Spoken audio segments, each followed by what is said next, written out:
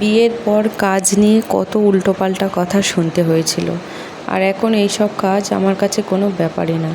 Hello everyone, সবাই কেমন আছো? আমার মিনি ব্লগে তোমাদের সবাইকে স্বাগত। আজকে সন্ধ্যাবেলা একটু রুটি বানাচ্ছি আর ঘুগনি।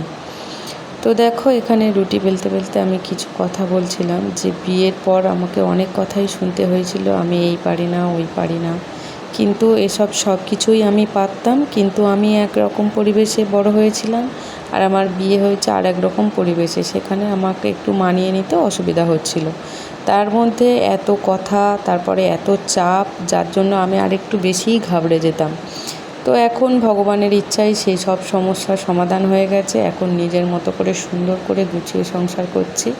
আর দেখো, কথা বলতে বলতে আমার এখানে রুটি করা কমপ্লিট হয়ে গেছে। আমি ওভেনগুলো ভালো করে মুছে পরিষ্কার করে নিচ্ছি।